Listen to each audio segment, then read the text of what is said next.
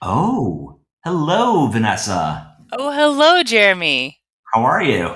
Fantastic. It's great to see you. It's great to see you. Thank you for doing this so early. I just want to call out the fact that we both agreed to do this abnormally early, but that's what busy entrepreneurs have to do. So thank you. Thank you for being you. No problem. Happy to be here. It's really not that early for normal people, It's early. It's really, for us really early. non-morning people. Right, exactly. So, Vanessa Otero, why don't you tell me who you are? I happen to know that you are the founder and CEO of Adfontis Media. Uh, I appreciate very much what you and your team do. But why don't you tell our listeners, our audience, what you have been building for the past, I believe, 7 years? Is that right? Yeah, it was our 7-year anniversary just a couple of days ago, and time Nice. flies. An entrepreneur early on told me, you overestimate what you can do in 1 year, but you underestimate what you can do in 5 years or 7 years. That's true. We rate the news and news-like information sources for reliability and political bias.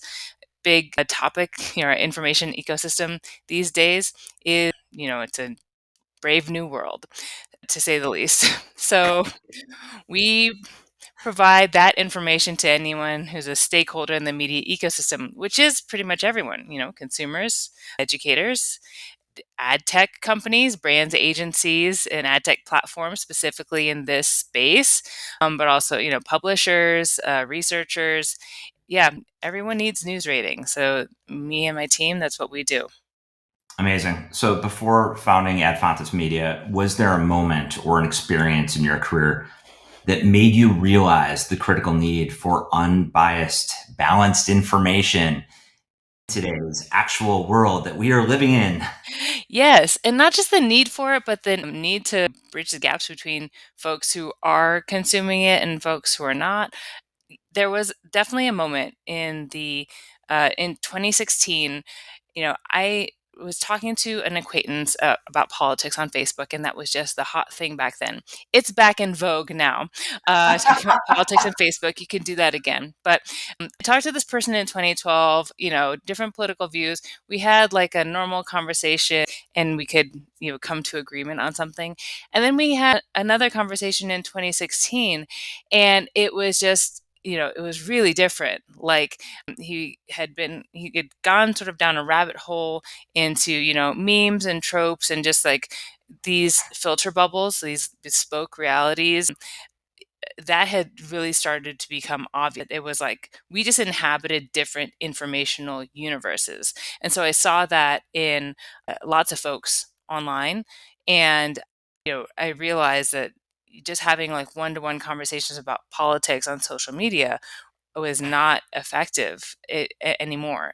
And if it Right. had ever been. So, didn't I don't want to waste my time. I want to be as effective as possible.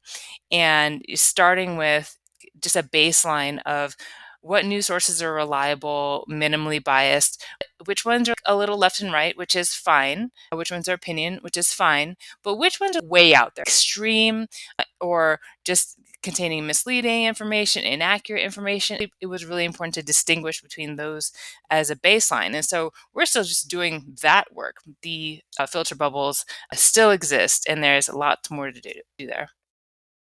So, as a founder, as a CEO, what steps do you take to create an inclusive environment within Adfontis? Because you talked about left, you talked about center, you talked Hmm. about right. Obviously, you're going to have different kinds of people and cultures and opinions at your Hmm. company. Would love to hear about what you do to lasso an inclusive environment at your company. Since the very beginning, when it was just me, when I just started, I made the media bias chart by myself, and folks would say, "Well, you're biased." And I was like, "Well, that's true. So, how do I make this less biased?" And the only way we are all biased as individuals. So, for us to rate the news for political bias is really important to our audience, to anybody to have any hope of credibility, to mitigate it as best as possible, which meant making sure that we had diversity, specifically diversity of political position. So it is baked into our whole process.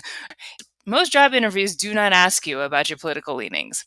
This is like a required question for us. Like we recruit, like it's on our entry like applications. Please fill out like we have quite a few forms about like people self-evaluating left, right, and center. And then my favorite question to ask when I interview our analysts is, you put yourself as right leaning or left leaning or liberal or conservative. What makes you proud of calling yourself that?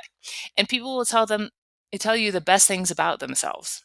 They don't tell you the worst things about themselves, the things that the other side thinks about them. So we have those like that's built in from the very beginning. Folks have to work with each other left, right, and center on every analyst shift. I mean, it's like a forced environment where you have to talk to people about politics every Really? single day, people who disagree with you. And the other forms of diversity are inherently also important to our credibility to make sure that we have, that our analyst core group reflects what America looks like as far as like gender, age, race, and other like personal characteristics and experiences. So we are really on top of that.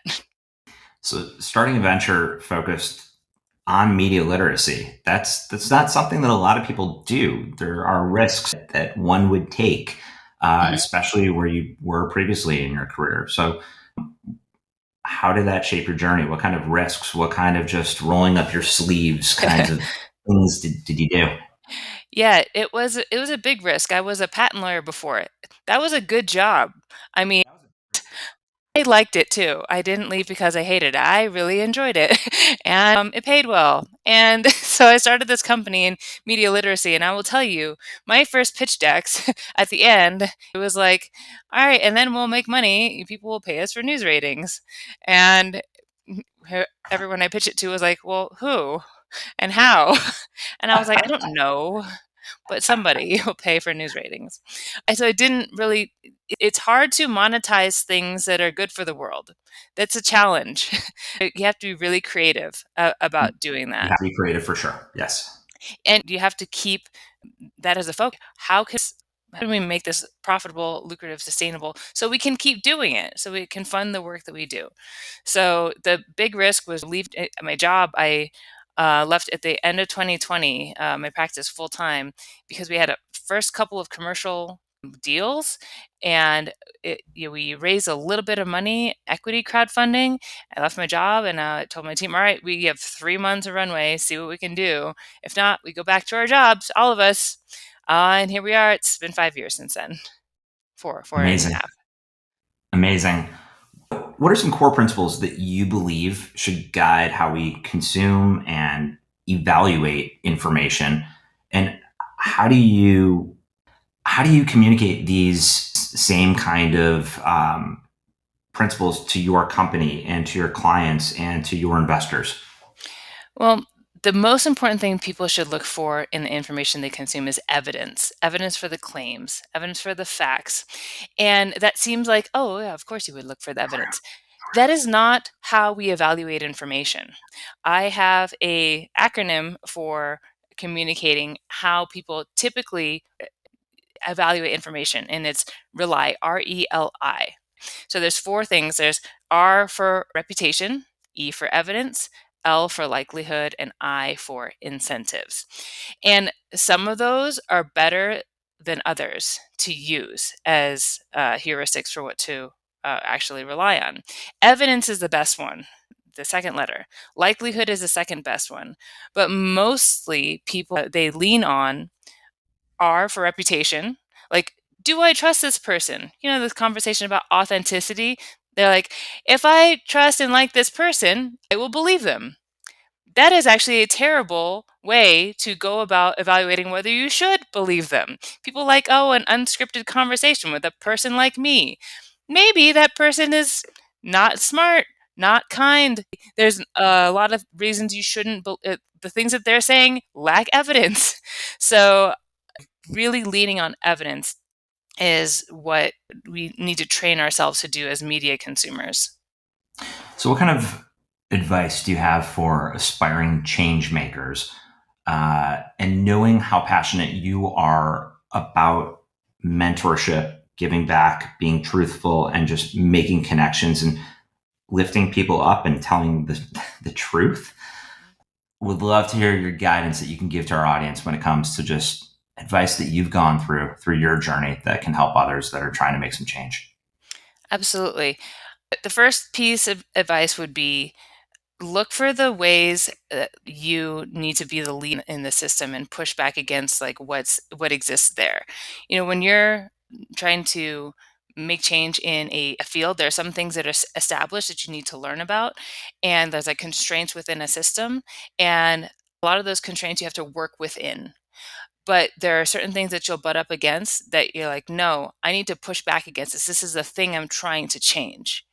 For me in our company, it was the notions of brand safety and avoidance of news. The pushing back against that is really, really important. And people want to follow your lead. So figure out where you need to lead. Second, about advice is only take advice from people who have exactly what you want in the area that you want the advice. Because a lot of people give advice about stuff. Ask yourself, like, do I want what that person has in that particular area? Like about fitness, about relationships, about money, about the company.